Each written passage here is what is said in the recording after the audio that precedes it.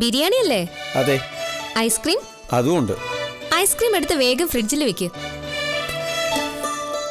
ബിരിയാണി എല്ലാവർക്കും വാങ്ങിച്ചിട്ടില്ലേ? ഉണ്ട്. എന്റെ ഹോസ്റ്റൽ മേറ്റ്സിനുള്ളത് മുകളിലത്തെ ഡൈനിങ് ഹാളിൽ കൊടുത്തേക്കണേ. ദാസപ്പനും ദേവികമ്മയ്ക്കും കിച്ചണിൽ കൊടുത്താൽ മതി. മട്ടൻ ബിരിയാണി അല്ലേ? അതെ. Very good.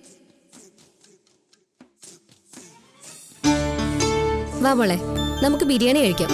മട്ടൻ ബിരിയാണി തണുത്താ കൊള്ളില്ല.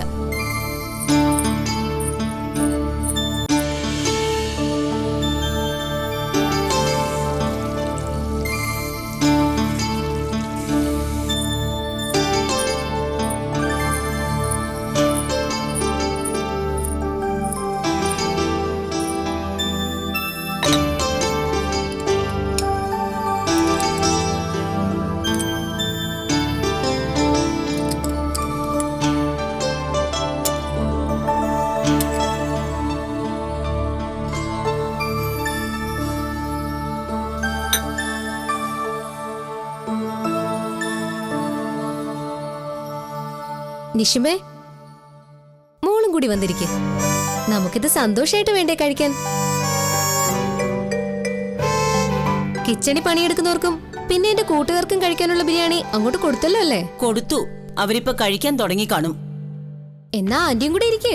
അങ്കിളെ വാ, നമുക്ക് ഒന്നിച്ചിരുന്ന് കഴിക്കാം. അല്ല, ഞങ്ങള് പിന്നെങ്ങാനും. ഓ, അത്ര റെസ്പെക്ട് ഒന്നും വേണ്ടെന്നേ. ഒന്നിച്ച് കഴിക്കാം. സന്തോഷല്ലേ വലുത്.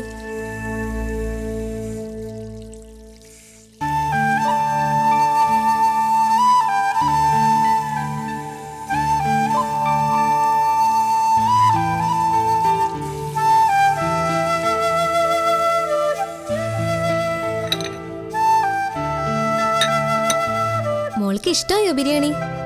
ആ, നല്ലതാ.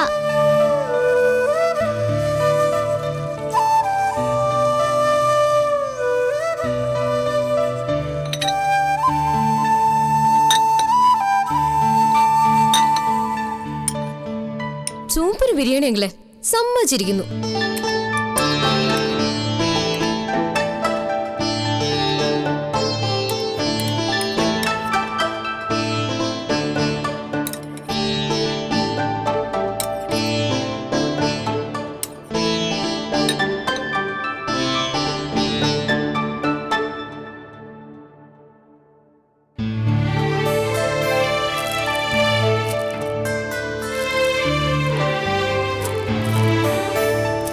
എങ്ങനെയുണ്ട് നിഷി?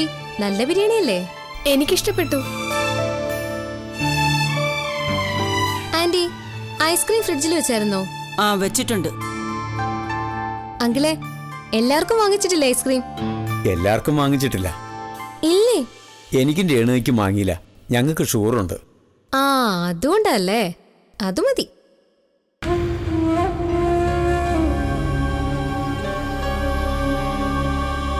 പിന്നെ ആന്റി, അങ്കിളെ, ഇവക്ക് എല്ലാ ദിവസവും പാലും മുട്ടയും പഴങ്ങളും ഒക്കെ വാങ്ങിച്ചു കൊടുക്കണേ.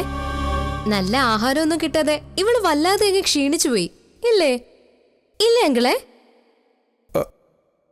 കുറച്ച് ക്ഷീണിച്ചിട്ടുണ്ട്.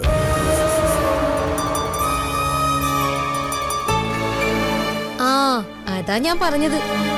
പിന്നെ ഇവള് കൊറേ ദിവസം അടുക്കളയിലിട്ട് പണിയെടുപ്പിച്ചില്ലേ, അതിന്റെ ശമ്പളം കൊടുക്കണം. ദിവസം ഒരു 500 രൂപ വെച്ച് കണക്കാക്കി കൊടുത്തേക്കണം. ചുളുവില് ബാലവേല എടുപ്പിച്ചതല്ലേ. ദിവസം 500 രൂപയോ? ദാസപ്പനില്ലല്ലോ അത്രയും കൂലി. ദാസപ്പൻ മുതിർന്ന ആളല്ലേ, സ്വന്തം ഇഷ്ടത്തിനല്ലേ ജോലിക്ക് നിൽക്കുന്നേ. പക്ഷെ ഇവളോ, നിങ്ങൾ തട്ടിക്കൊണ്ടുവന്നതല്ലേ.